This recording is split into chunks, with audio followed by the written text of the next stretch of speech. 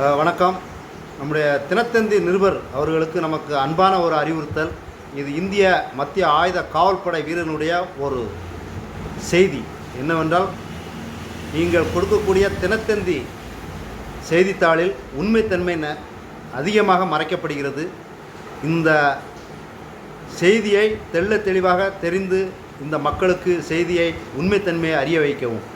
எடுத்துக்காட்டாக 19ஆம் தேதி மாரடைப்பால் மரணமடைந்த இந்திய மத்திய ஆயுத காவல்படை வீரரின் மரணத்தை இராணுவ வீரர் என்று குறிப்பிட்டுள்ளீர்கள். இது மிகவும் ஒரு அசிங்கமான செய்தி என்பதை நாம் தெளிவுபடுத்துகிறோம். பொதுவாக என்னவென்றால், இராணுவம் என்ற பெயரில் மத்திய ஆயுத காவல்படை வீரர்களுடைய உழைப்பு சுரண்டப்பட்டு அவர்களுக்கு எந்த ஒரு நலனும் கிடைப்பதில்லை.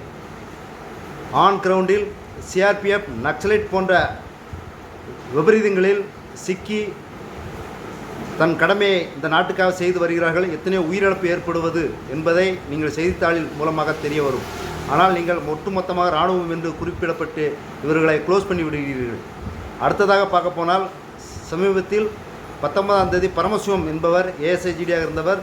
இவர் இந்திய மத்திய ஆயுத காவல்படை, அதாவது சிஏபிஎஃப் வீரர் என்று சொல்லக்கூடிய சிஆர்பிஎஃப் பிரிவில் இவர் மாரடைப்பால் மரணமடைந்து வந்தார். இவருடைய விருதுநகர் மாவட்டம் சிவகாசியில் ஸ்டேட் பேங்க் காலனி தெருவை சேர்ந்தவர்.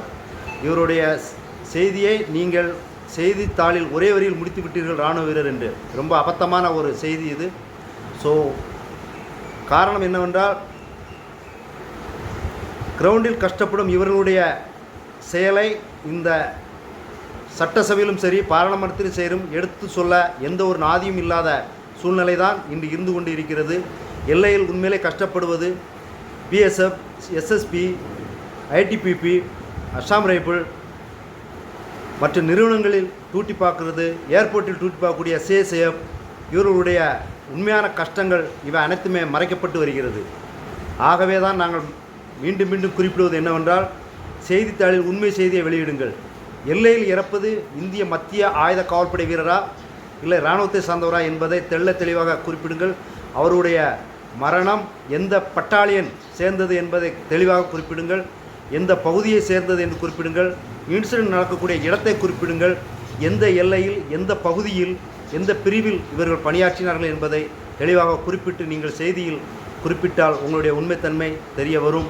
ஆகவே உண்மைத்தன்மை தெரிந்து இந்த தினத்தந்தி நிருபர்கள் அதிகமாக பிரவேசம் செய்யக்கூடிய தமிழ்நாட்டில் நீங்களே இப்படி ஒரு பொய்யான பகட்டான செய்தியை நிரப்பினால் இது பின்னாளில் உங்களுடைய செய்தித்தாளுக்கு அவதூறு ஏற்படும் என்பதை இதன் மூலமாக தெரிவித்துக் கொள்கிறோம்.